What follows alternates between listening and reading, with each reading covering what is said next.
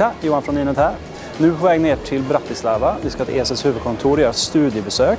Det vi kommer göra där nere det är att träffa specialister inom antivirus. Vi vill också undersöka hur det ser ut i stridens hetta när man verkligen, de som är först på plats att ta hand om nya virus och sånt där. Så nu kommer vi åka ner, det är en lång resa, så häng med.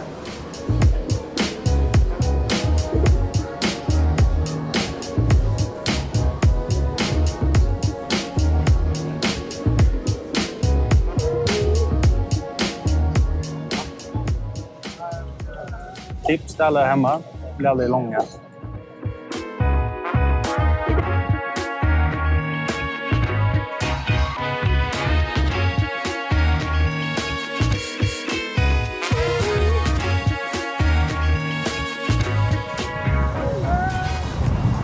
Så, nu är vi framme i ett kallt och regnigt Bratislava och står nedanför ESETs huvudkontor.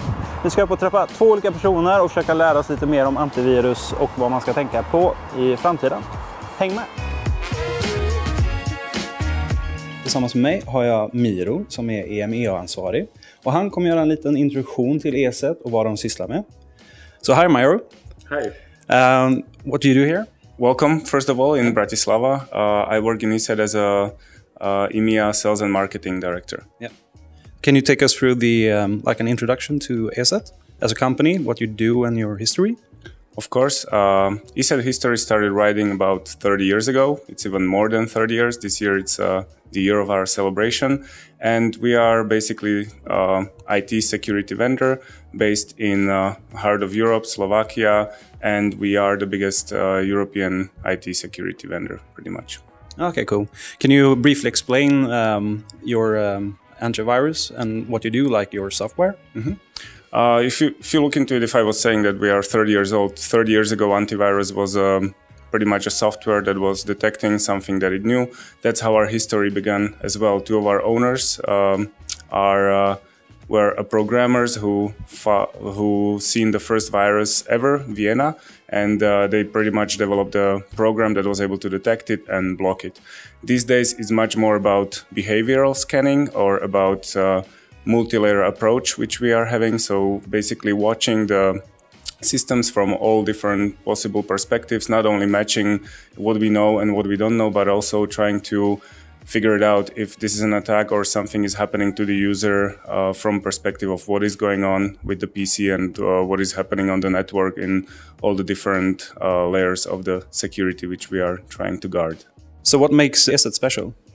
What I would say makes us the most special is our parties, but you will have to see. Okay. You can see how it looks like when 500 developers is trying to release all the pressure after year-long of coding and so on. But what really makes us special is our approach to the product. We are always trying to think of the best possible solution for the users. So really not just following the buzzwords, but solving the actual issues that users are having. And because we are still privately owned company, we are not under pressure of any investors or anything. So we are still run by 6 ex-developers, and that defines the whole company and the ways we operate. So today, what are the most common threats to like a home computer, like a personal device? So the most common threats we are usually seeing today, it's if you want to like always look at it from perspective what the attacker is trying to achieve, it's either trying to take something which has value from the user itself or trying to use his identity. And these are the 2 most common threats we are seeing in the last probably even 10 years. The most common one today is ransomware. So it basically blocks or encrypts the files on your PC, which you probably have the biggest value in. So pictures, documents, and so on. And then in exchange for encoding it for you backwards, it's asking for ransom. So €200, €100, or depends on how good the ransom is. Yeah. So what do you usually tell an end user when you're like pitching ESET? Like why ESET? So we tell them what is reality, how we develop the products is because ESET products are reliable. We have huge track of records in all the different testing organizations. We are paying attention to very high detection rates and not to bother users to run smoothly and make the computers fast as possible. So you have a very low impact product? Yes, our product usually scores one of the top in all the tests from the speed perspective, light footprint and speed. So gamers shouldn't be worried about the frames dropping? They shouldn't be, definitely, with our product. Okay, cool. Så då har vi fått några svar på vilka ESET är och vad de sysslar med. Snart ska vi bort till TechLab och då ska vi kika på lite nördigare grejer. Där hoppas vi också dyka lite djupare in i de här olika antivirusen och virusen. Så häng med.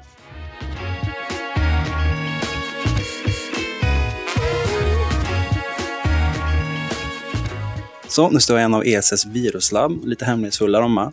Det här är ett av 6 i världen och de har utspridda över hela världen så att det alltid är dagtid för någon. Så de kan vara först på plats dygnet runt. Med mig här så har jag en som jobbar här och han kommer berätta lite om vad de gör här. So take it away, who are you? My name is Andrej Kubovic and I work for ESET as a security awareness specialist. Okay, cool. So what are you doing here? I work with the guys who are analyzing the malicious code, and I'm trying to translate it for the normal human beings who don't understand all the technical terms. So I'm trying to put it in a simple terms and explain what's going on. Okay, cool. So take us through an attack. Like, how do you first discover it and what do you do about it? There are various sources that where we get the information from. Most of the information comes from our own systems. We have built quite a few technologies in the 30 years that we exist, and those automated systems will point us to the interesting cases or evaluate them themselves. So that's how we find out about it, or we can get it from outside, let's say honeypots, or there are various feeds that are giving us the intelligence, the information, and we are working with that here in the virus lab. So when you first discovered, how long does it take for you to find a solution on average? It depends. There are attacks that are, let's say, that we see on a regular basis. They happen daily, and for our automated systems, it takes a few minutes to analyze them and push out the update via our cloud solution that we call LiveGrid. So that's a matter of minutes. Then we have also, not everybody's in this cloud solution because that's opt-in. So for those who are not in it, it takes a few hours to get the update, but still it's pretty fast, and we are trying to push it out there as soon as possible. Depends on the dangerousness of the malware. Then there are things that are more complicated that can take a few hours to analyze, depends on the level of obfuscation and stuff that the bad guys did to the malware, so that we are having hard time to reverse engineer it. Okay, so how many attacks do you tackle here every day? It's around 300,000 new malware samples.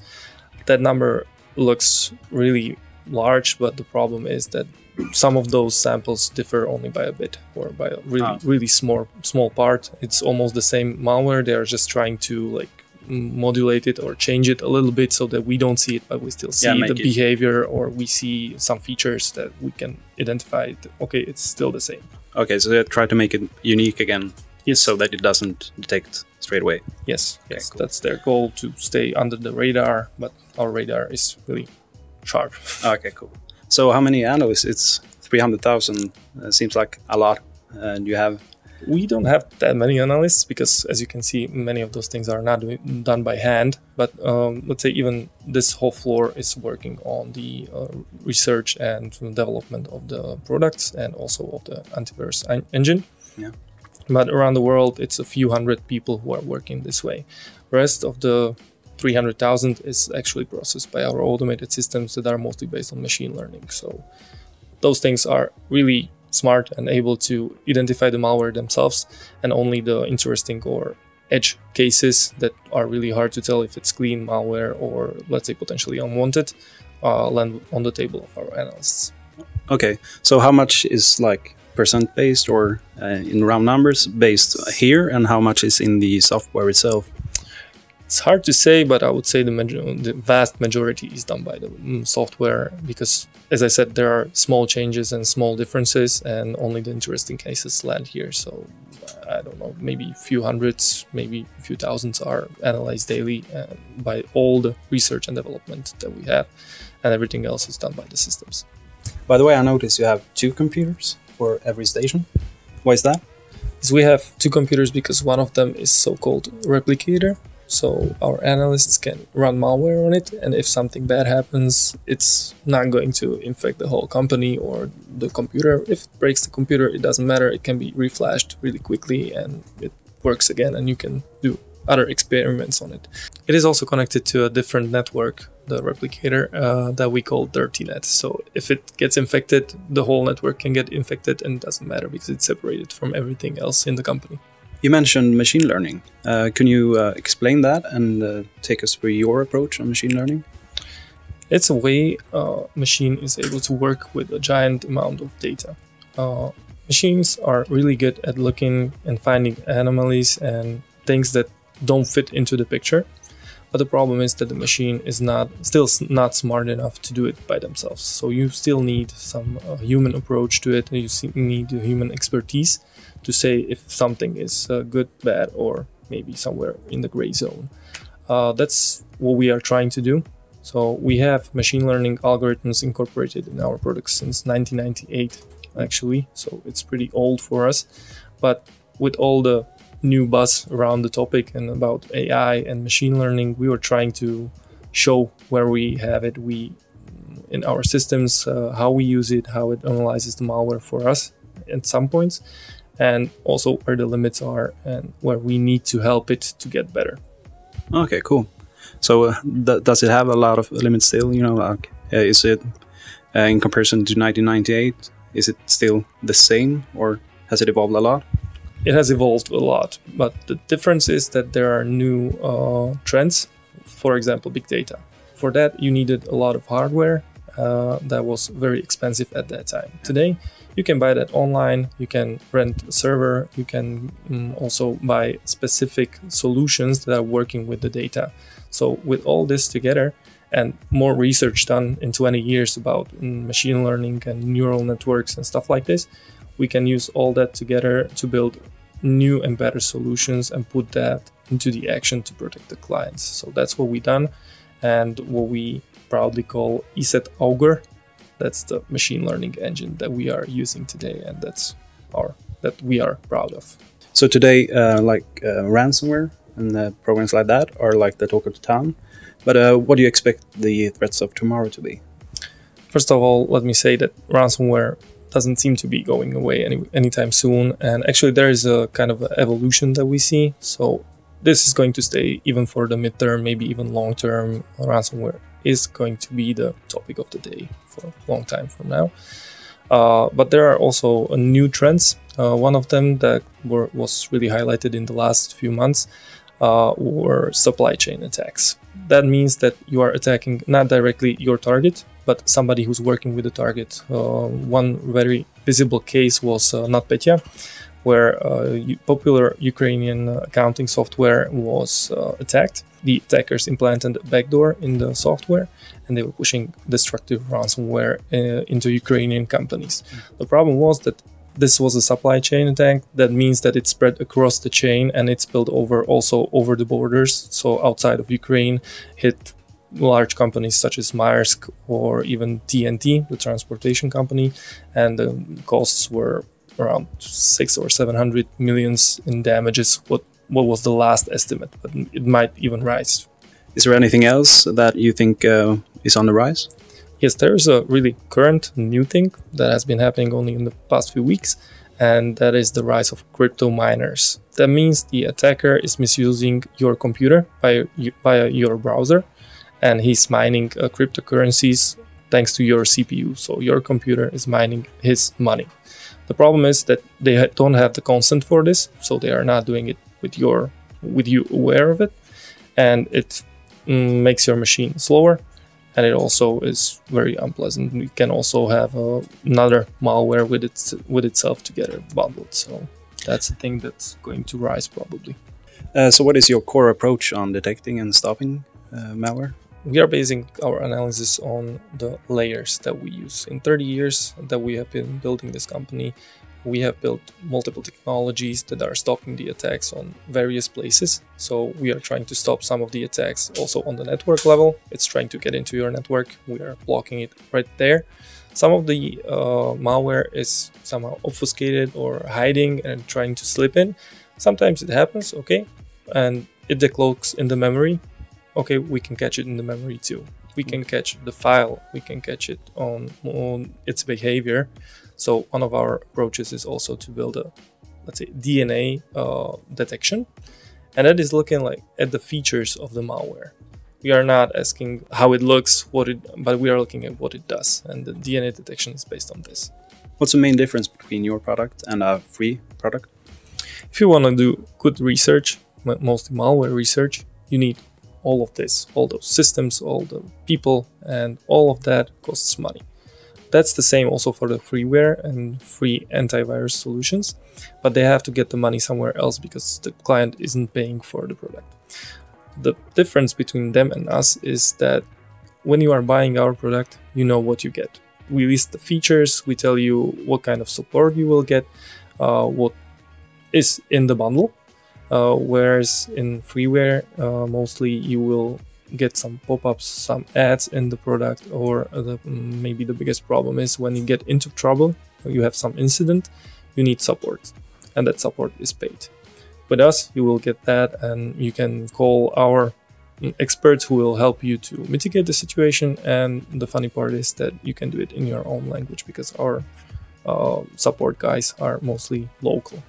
Finally, do you have any tips and tricks for our viewers? Something they can take home with them? There are a few basic things that you can do to stay protected. So the first thing you should always do is to keep your operating system and applications patched. So all the vulnerabilities are closed that the attackers might try to misuse and push, let's say, malware into your computer. The second thing you should be always doing, that's mostly because of ransomware, you should be doing backups of everything that's valuable to you. So good pictures of from your vacation, pictures of your kids or videos, work materials, anything that's valuable should be stored on an external hard drive that is not connected into the network, that is regularly updated, so that you will put the new backup there. And you should be also testing those backups if they are working and what you saved there is really there. Yeah. Then, of course, you should be using reliable anti-malware software that is protecting you with at least multiple layers that are giving you the protection you need on various levels. And in the fight against complex malware, that's the best thing you can do.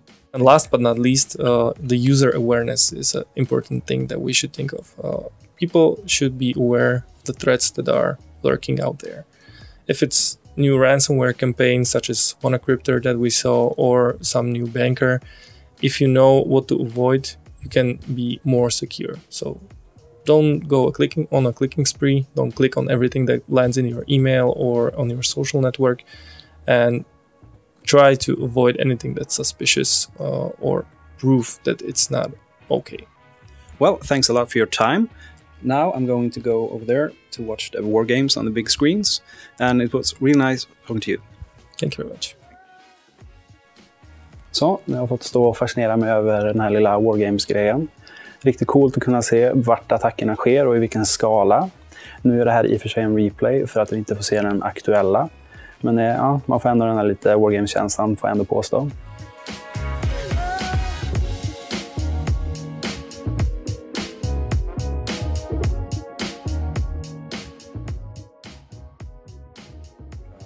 Och nu står vi i Wien helt plötsligt och ska åka hem. Hoppas ni tyckte videon var bra. Vi har i alla fall lärt oss mycket. Hoppas ni gjort det också. Vi kommer göra fler sådana här studieresor framöver, hoppas vi. Och har ni några bra förslag så får ni gärna lägga dem ner i kommentarerna. Annars vill vi framförallt tacka ESET för en riktigt bra resa och för att vi fick komma ner och hälsa på huvudkontoret. Och nu önskar jag det gott till nästa gång. Hej!